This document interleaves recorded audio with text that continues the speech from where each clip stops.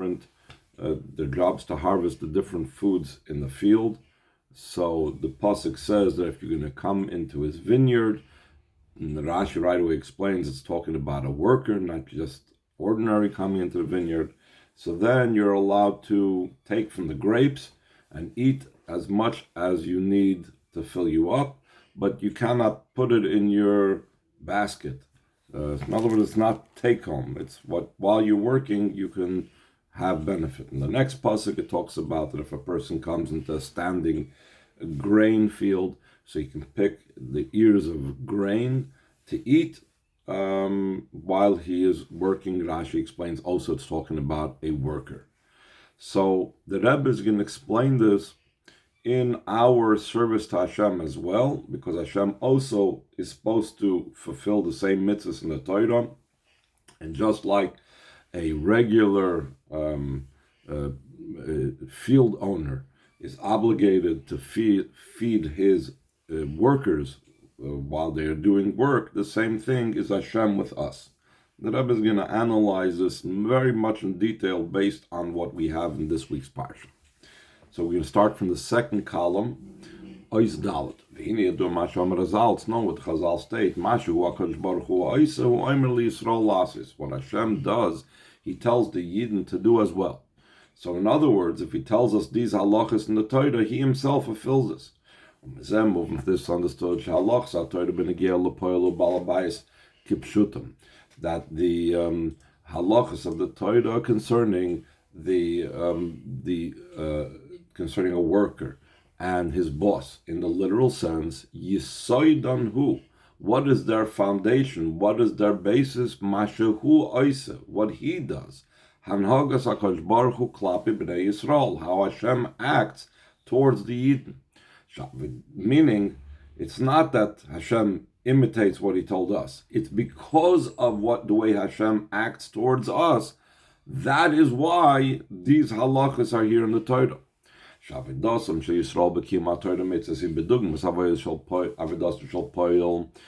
avodah of a yidin fulfilling Torah mitzvahs is similar to the avodah of a worker, and the schar mitzvahs and the reward of a mitzvah, hu tashlum, is also the payment shakadosh baruch hu mishalem liyisrael avur pulasam v'dasam, that Hashem pays the yidin for their work and their service. So that is in general.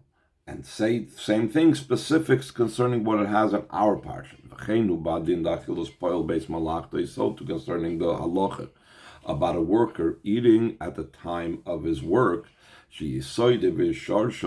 that its basis and its root. Why is there such a halacha down here? Why is a human boss responsible to allow and to feed his worker? It's because of achilas b'nei Yisrael be'eis avedosam b'kiyam ha'Torah mitzvahs.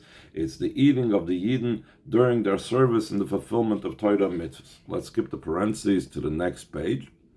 V'yesh loymar, and the Rebbe says, we could say, she'yisoid din achilas poil be'eis malachti, that the foundation and the basis of a worker eating during his work, banhagas HaKadosh Baruch Hu, in Hashem's action, the way Hashem acts towards us. What does that exactly mean?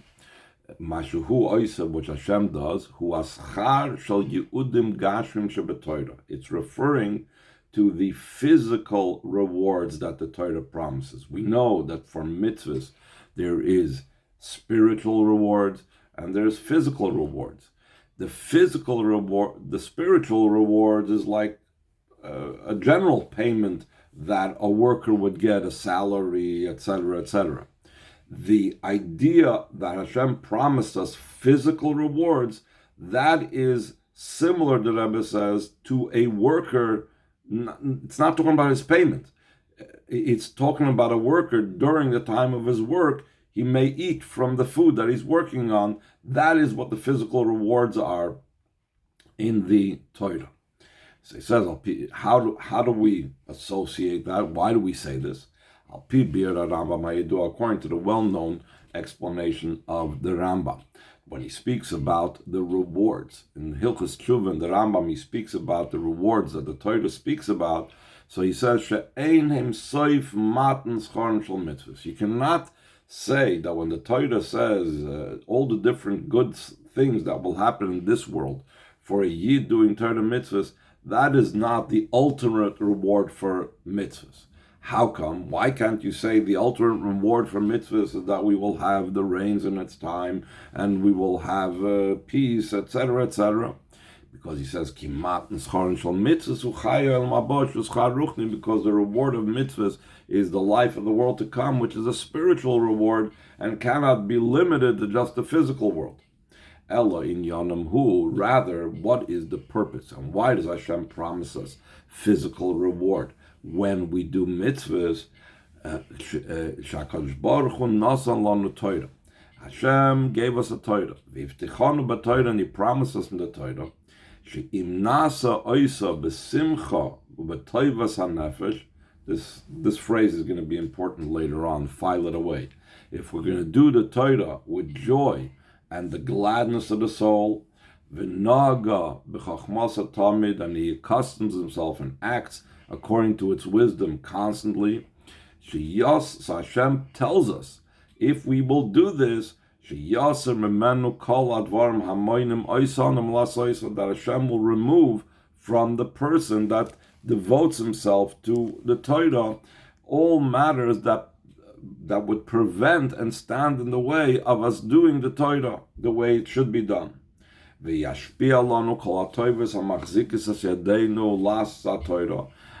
He will give us all the good and benefit that supports us and strengthens us to be able to fulfill the Torah mitzvahs. Kigoyin, for example, Soivai will give us that will have our crops to satiate us. Vishalem will give us peace. V'ribi kaseh b'zav, and much silver and gold. Why? This is an enabler.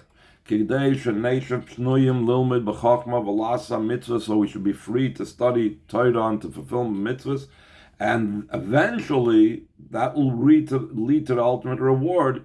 Kidei sheniska l'chayil mabah. So we should merit the world to come. So what does this have to do with the worker receiving food while he's in the field? So the Rebbe explains, this is similar to the halacha that a worker eats from the fruits that he's working with. This is not a salary, this is not payment. When the worker is allowed to eat from the grapes or eat from the ears of grain, that's not his payment. His payment comes whenever the boss made up to pay him, end of the week, end of the month, whatever it is.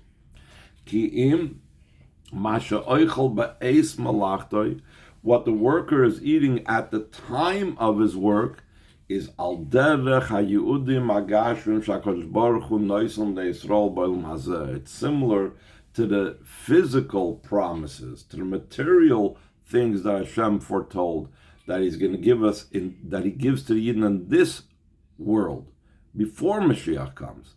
Zman ha'avoda yom lasoisam. This world is the time when we're supposed to work. So it's like a worker during the work time that he's receiving food.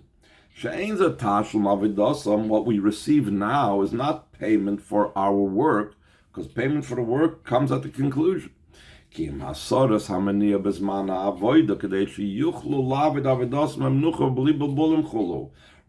when Hashem gives us good things in the present day, before Mashiach's coming, before Olam Haba, this is just to remove any obstacles and anything that might stand in our way, so we should be able to serve Hashem in a restful manner, without any disturbances, etc.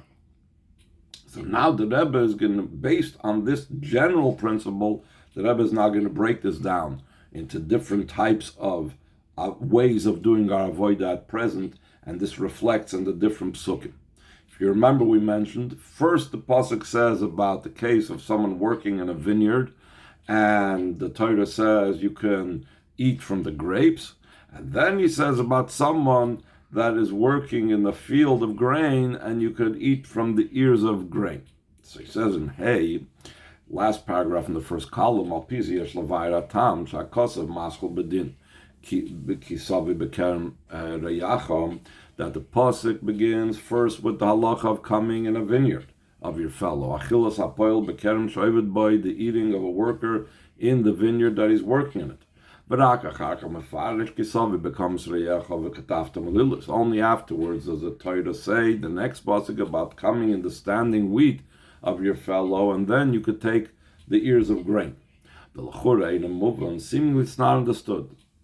Yesh b'lochayra chidush yoser gadol mektifes melilas bekama, that a worker could eat when he's in his fellow's vineyard is seemingly a more novel thing, a greater chiddush than taking ears of grain to eat while he's amongst the standing grains of wheat, because as we'll elaborate soon, the food in a vineyard is not associated with like a basic necessity. It's the grapes is something that one eats for enjoyment, whereas ears of grain, that has to do with food that's a staple, and therefore the staple makes more sense. Oh, a worker's in the field, he's around this something that's a staple of the food that he could eat. But when it comes to something that's like above and beyond, it's grapes and so on, maybe that he can't touch. So the Torah should have gone in that order, from the more obvious to the less obvious. 3 lines from the bottom of the first column. First, he should have prefaced the halacha and said, if you will come in the standing week of your fellow, and then in the next pasuk he should say, when you will come in a greater unique and greater novel idea, that when you'll come in the vineyard of your fellow. Top of the next column, why does he preface the halacha of the worker eating in the vineyard? Skip the parentheses to the next paragraph. Based on what we just now explained, that the spiritual idea of a worker eating is the idea of the Yid being given in this world, before Mashiach comes, the capabilities and the opportunities and everything they need to be able to do Torah mitzvahs. It's understood why this order is said. Because the halacha of a worker eating is in the way Hashem runs the world with the Yidden. It's even more simply about the vineyard of your fellow. Like the Chazal say that the word reyacha, your fellow, could also mean Hashem in certain contexts. As opposed to the standing wheat of your fellow, that is a bigger chiddush that Hashem allows the Yid to eat from, as the Rebbe will go on to explain. The explanation of this matter is Kerem v'kama, the vineyard, versus the standing grain. Roimzim l'shnei sugim begedulei hakarka. This hints and represents 2 types of things that are vegetation, that grow from the ground.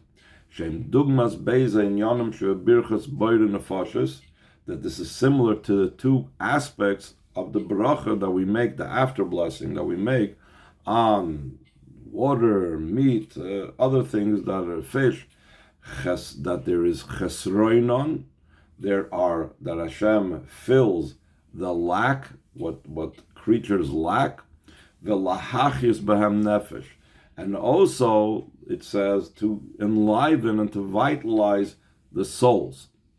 What's these 2 expressions? Chesroinon, when it says what they are lacking, things that we lack are things that are necessary for our existence. For example, like the crop of the field, like the pasuk is talking about the standing wheat of your fellow. The earth gives forth from it the bread. Bread is necessary, it's a staple for a person's existence. Bread satiates and the person's heart. And on the other hand, Mefarshim explained, to enliven every soul. The Mefarshim explain, are referring to things that are meant for delight. So when the burn the Nefash's bracha after blessing includes in it both things that are staples we're thanking Hashem for, and we're thanking Hashem for things that are non-necessary delights. So when we talk about a vineyard falls into that second category. That's the idea of a vineyard, or kedem in a broad sense could also mean an orchard. So it's not limited to grapes, any types of fruits. They grow fruits that add and give delight to the person. A kedem, whether a vineyard or an orchard, is not something, a necessity, it's not a staple like bread. What does that reflect in a person's service? If he's working in a orchard or he's working in a field of grain. So he says in the third paragraph, or actually the middle of the second column, last paragraph on the second column, Vinyan B'Avodas Hashem, and the idea that this represents in the service of Hashem. That what is it? A standing grain that's in the field. That's the avodah of a worker when he is doing as much as necessary. When a yid is doing their avodah in the basic necessities, he's obligated. He does what he has to do. But when you're working in an orchard, that indicates it refers to a yid's service of Hashem, not just limited, I'm doing what I have to do and no more, but I'm doing it out of pleasure and delight. And therefore, it's not limited either. So he says, what does that mean practically? This means to say, the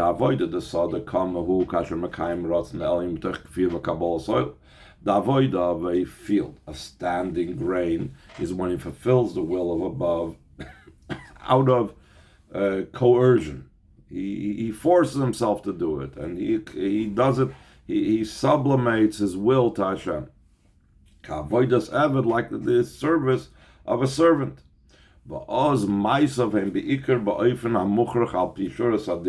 then, if he's doing it just because he's coercing himself, so then he fulfills it primarily in the way that halacha demands him to do. He doesn't go beyond the letter of the law. As the expression of Chazal is, Tnu li chayvasi ve'asena. Tell me, give me my obligation and I'll do it. But don't expect me to go above and beyond that. The kerem and an orchard or a vineyard, it's an avoid out of delight and enjoyment and pleasure. The person does not need to coerce himself to fulfill Torah mitzvahs because there's no coercion over here. This is something that he enjoys. He has vitality in it. He has delight in it. Then his fulfillment of the mitzvahs and the doing of the mitzvahs, the hidur mitzvahs, in a way that he beautifies the mitzvah, and it goes beyond the letter of the law because he's not doing it just because he has to. So that's why the Torah begins with when Hashem gives us in this world what we need to be able to do Torah mitzvahs.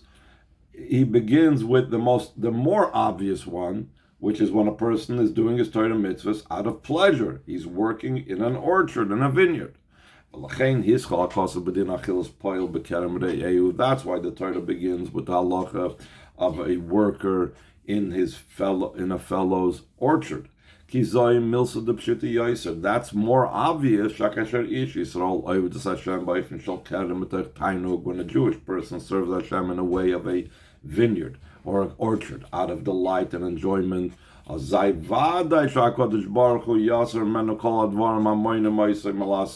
surely then, because he's doing it in such above limitation type of manner, surely Hashem will remove all obstacles from performing it. And he will give him all the good that support his hands in doing the Torah. Like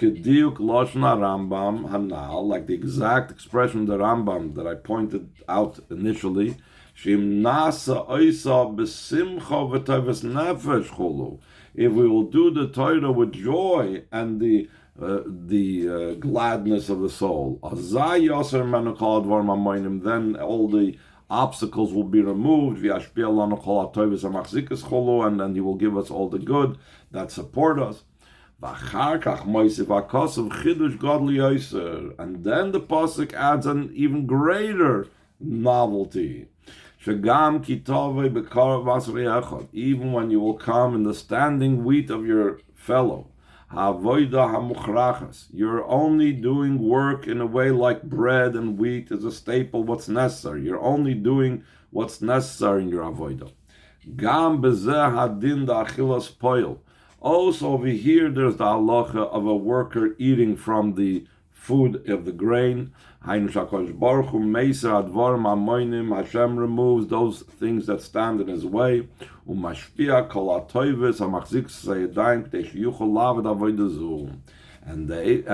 Eibishter removes all the things that prevent him and gives all the good that supports his hands so he should be able to do this avodah. So now the Rebbe is also going to analyze the language that Rashi uses. First of all, Rashi has to explain what these two psukim are talking about. If you read just the words literally without Rashi, all it's saying is when you come into your friend's orchard or when you come into your friend's field, you can eat from you could take you could eat as much grapes as you want, for example, and you could take as much ears of grain as you want. But don't put it into your basket and don't raise a sickle over it. It's not talking about a stranger walking into a person's field, but rather it's talking about, like we've been explaining the whole time, it's talking about a worker. It doesn't say that openly in the pasuk. Comes Rashi, and Rashi says, both on the first pasuk, when it talks about the orchard, the vineyard, it says, the pasuk over here is talking about a worker. It's not talking about just anybody walking into someone's vineyard. And then in the second pasuk, when it comes to say about the coming to the standing grain, that you could take the ears of grain to eat from, so the Rashi uses a very interesting expression. He doesn't say just the poyel akasav medaber. It's talking about a worker. Or it could have even said by the first pasuk that both psukim are talking about a worker, but rather he says, af zu, also this. Also this means like there's something, a chiddush over here. Let's see this inside. The second paragraph from the bottom of the page. That's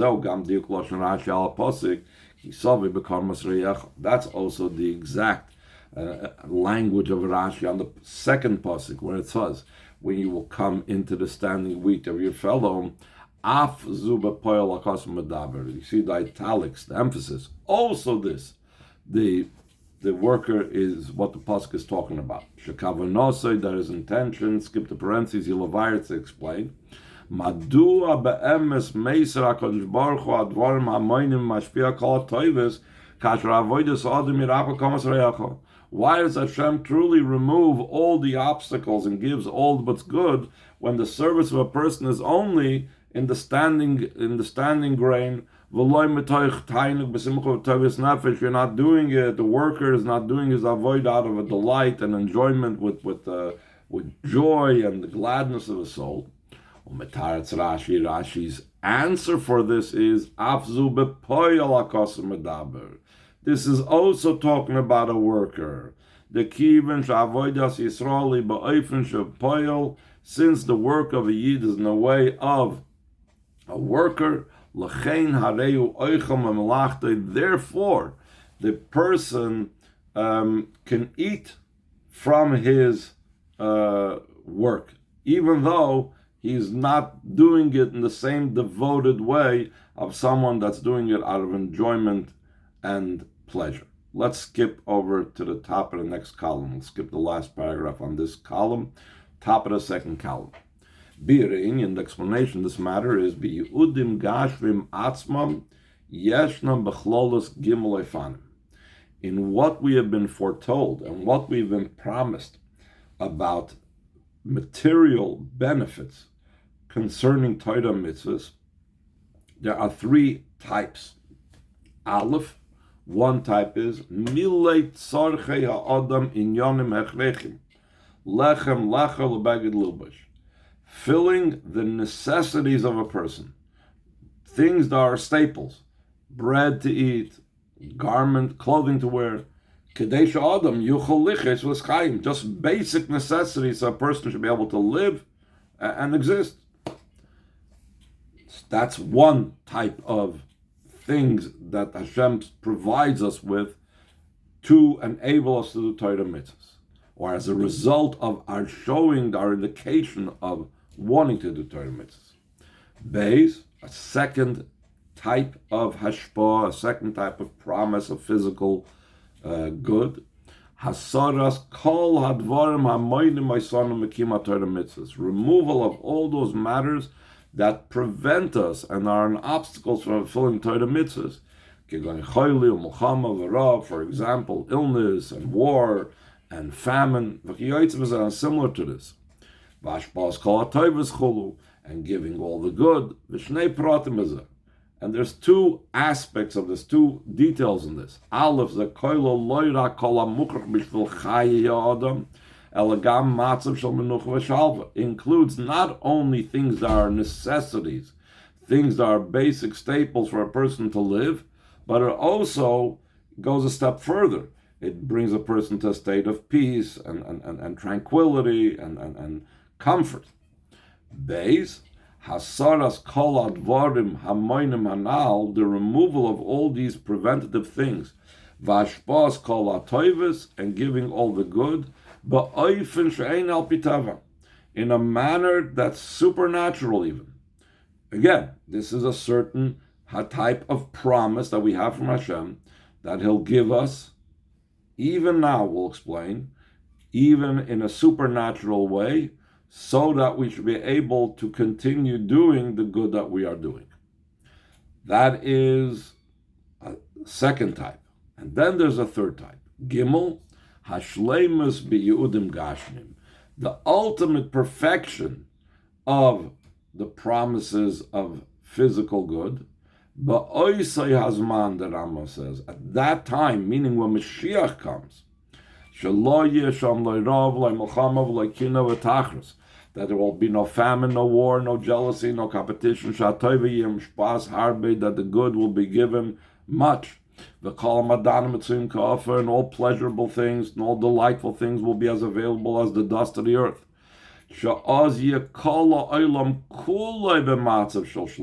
Then the entire world will be in a state of perfection. It's not just I, as an individual, or maybe Klal Yisrael, will receive not just our necessities, but we won't have war and famine and so on just within us. But we're talking about a state and situation where the world in its entirety will be in a state of perfect goodness. Okay, moving bepashtus, like it's obvious, the chol is simply understood. The chol sheyimatzav shel menucha v'shalva gashmis is manazeh.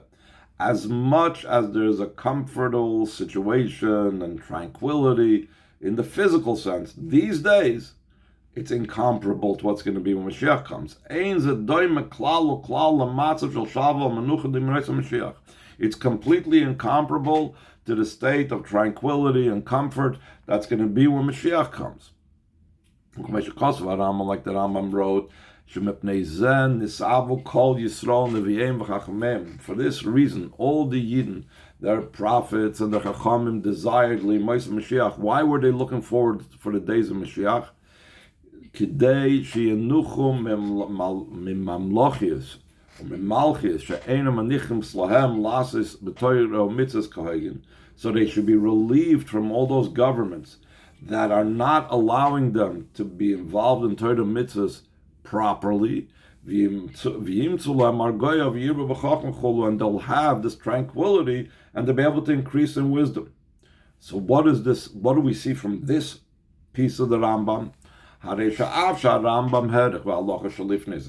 Rambam spoke at length in the halacha prior to that piece, the kasher ish Yisrael oisa Torah b'simcha v'toivus hanefesh, when a Jewish person does Torah with joy and gladness of his soul. Hifticha Torah shakadosh baruch hu yaser menu kol dvarim hamoinim v'yashpia lo kol hatoivus. The Torah promised that Hashem will remove from him all obstacles and give him all the good things. So why do you need a hope for Mashiach's times? As long as I do Torah mitzvahs, I'll have now the opportunities that I need for doing Torah mitzvahs. What more do I need? Still on all the Rambam said, no, that's not enough. The Chachamim and the Nevi'im desire the days of Mashiach to be able to be relieved from all the obstacles. What do you mean? Wasn't he already relieved from the obstacles when you did Torah mitzvahs now? 2 lines from the bottom. Mekal Malkim Nisavos Chachma Yisrael L'Maitz Mashiach. Still in all, the Chachma Yisrael, the sages, desire the days of Mashiach. Ve'enam mistapkim ba'hasoras hamniyos v'ashpos hatoivus shebizman hazeh. They are not satisfied with the removal of the obstacles and the giving of the good in these days. That's a result of doing Torah mitzvahs now. Because the true tranquility, the true comfort to be able to do the Torah mitzvahs in the utmost way will only be in that time when Mashiach comes. Now the Rebbe is going to connect it with different types of avodah. If you remember, we spoke about before, there's the avodah of a person that works in an orchard, meaning his avodah is in a way that he has a geschmack, he enjoys it, he has passion for what he's doing for Hashem, and therefore he goes beyond the letter of the law. Then there's a person that's like the worker in the field of grain, where the grain indicates a staple, necessity, that he's just doing a Torah mitzvah out of necessity, and only more or less to the degree that he's obligated in doing. He won't step outside of that and go beyond that. Now the Rebbe is going to broaden that to the different types of avodas that bring to these 3 different types of reward that or promise that we've been assured, whether it's basic necessities, whether it's more than basic necessities in a supernatural way, but before Mashiach comes, and the ultimate thing when Mashiach comes. Oy Zayin, 2nd paragraph, 1st column. We could say that these 3 types in the manner of the reward, they correspond to 3 types of ways in the service of a person. What type of reward, meaning what type of enabling reward does a person receive when he's only doing the bare bones, he's only doing what is necessary, he's only following Shulchan Aruch, not going more than that. When he does it, because he coerces himself to do it. Heim hayudim hagashmim shebegeder schar al avodosoy. These are the promises of physical things that are in a category of reward for his avodah. Which is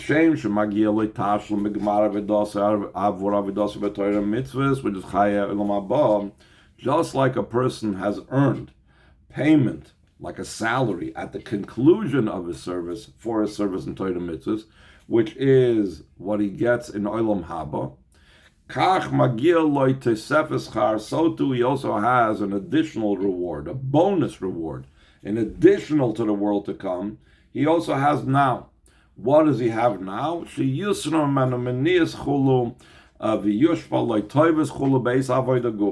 it will be removed from him obstacles, and he will get beneficial things during the actual avodah, not just he has to wait till he gets his salary. It's like an extra bonus. But since this is a type of, it's a type of payment, it's still part of like his salary, but maybe like a bonus to his salary. It's only what's necessary, the basic necessities. Lechem, lechel, beged, lulboish. He gets bread to eat and clothes to wear, but don't expect that there won't be wars and there won't be famine and there won't be illness. Definitely there won't be things that are supernatural. In other words, the first category. L'maylam is a higher level than this. When a person serves Hashem with joy and the gladness of the soul, and therefore, since he does it with his own passion, he's not coercing himself to do it. So therefore, he does the mitzvahs beautifully, and he goes beyond the letter of the law. So Hashem also goes beyond the letter of the law. He doesn't just give him things that are called payment, and he removes from him all types of things that are obstacles. And he gives them all the good. But in a way that's beyond nature, because the person is not limiting himself to the letter of the law. So Hashem's payment is not limited to just what I owe the Yid, but Hashem goes beyond what I owe the Yid, and I'll do it even in a supernatural way. The Rebbe says, starting the last line, but these two ways, how Hashem gives us, Heim b'shvil ha'odam, top of the second column. This is all for the person's sake. Since he serves Hashem. Either if he's serving Hashem just according to what he owes Hashem, or going beyond the letter of the law. So then Hashem pays him back measure for measure. If the person serves according to the letter of the law, so Hashem will give him according to the letter of the law. If the person goes beyond the letter of the law, so Hashem also will give him beyond what he owes and is obligated to do. But there's a third type of reward. There's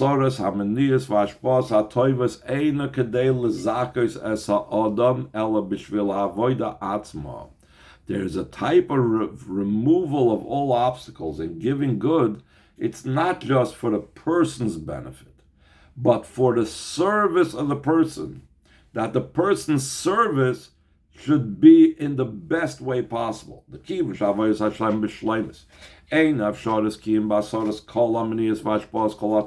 since a full and complete and perfect service of Hashem is impossible only if all obstacles will be removed and all good will come down. So therefore Hashem brings about such a state, so the avodah should be as it should be. In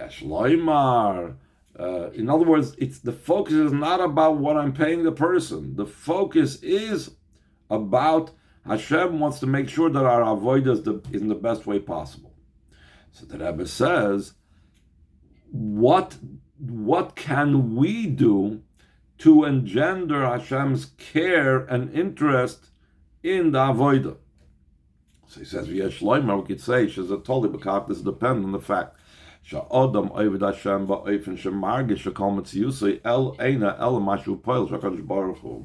a person serves Hashem in such a way that he feels that his entire being is only that he's a worker of Hashem.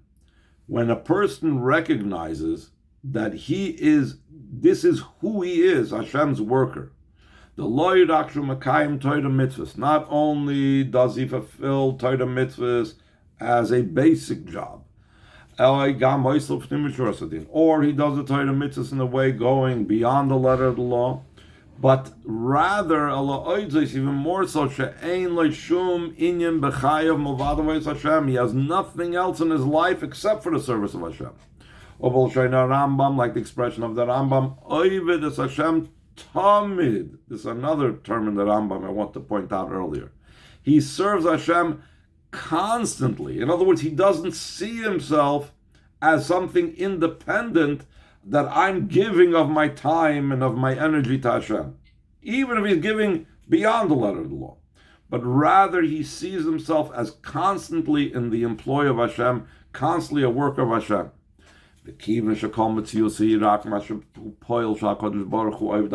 Since his entire being is that he's a worker of Hashem, a servant of Hashem.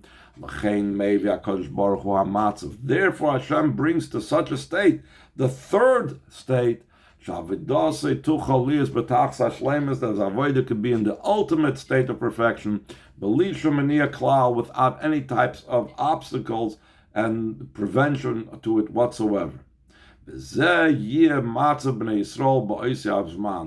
to be the state of the Yidden at that time.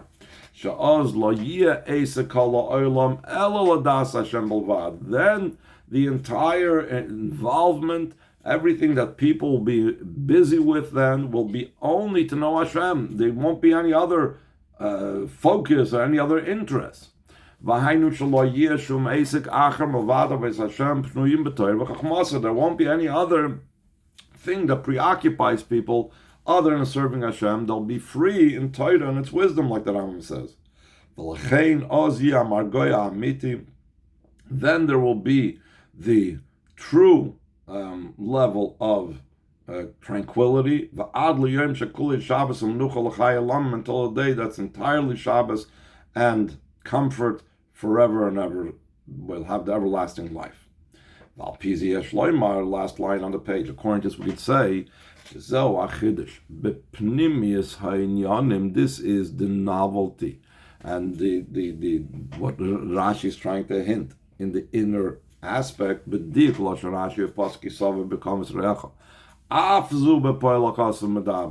when Rashi uses the term also this, it would a worker, the pasuk is talking about when a person is coming in the standing grain of his fellow. Though it's talking about the avodah of the standing grain of your fellow. Not avoid out of delight, rather in a way of that he's sublimating his will to Hashem, in a way of coercion. Still in all, since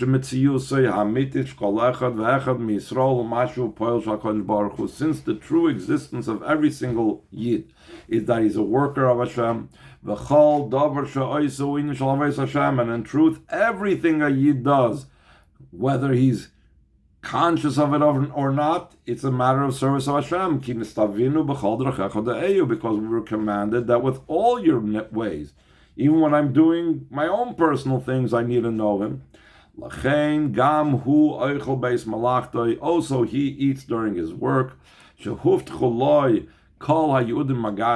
promised all the physical promises. So his avodah should be out of comfort and tranquility, but in the ultimate way. So if so, what's the difference between the person that does it in a way of coercion and the person that does it out of delight? In other words, the one that's working in the vineyard or the orchard. If the person's service is in the vineyard, avoid that indicates that it's delight. It says you can eat as your soul needs to be satiated. The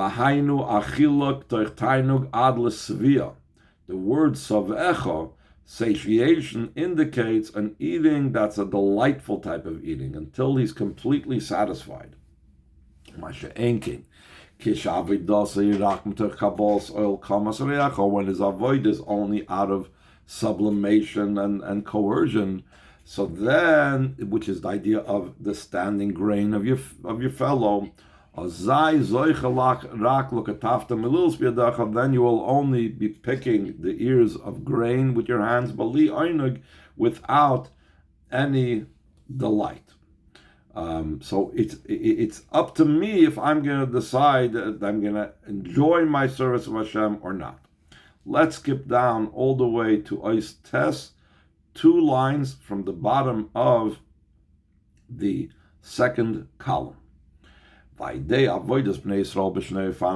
through the service of the Yid in these 2 approaches, on the one hand, out of the sublimating himself and coercing himself, which is all in the idea of kamas reachot. That's about the standing grain. And also he does it metoich tainug. Also he does it out of the light kerem reachom, the vineyard of your fellow. Ubefrat b'chodesh El, especially when we do this in the month of El. Mashpia Kadosh Baruch Hu l'bnei Yisrael kol tzarcheim. So Hashem gives the Yidden all their needs. Noisef al dvarim hamuchrachim lechem lechel begedil bosh. In addition to the necessities, bread to eat and garments to wear, gam kol hatoivus hamachziks yadeinu lasa Torah. Also the benefits and the good that support our hands to do the Torah. Soiva shalom v'ribekes v'zov. That we do not have any shortage of food, and we have peace, and we have lots of gold, silver and gold.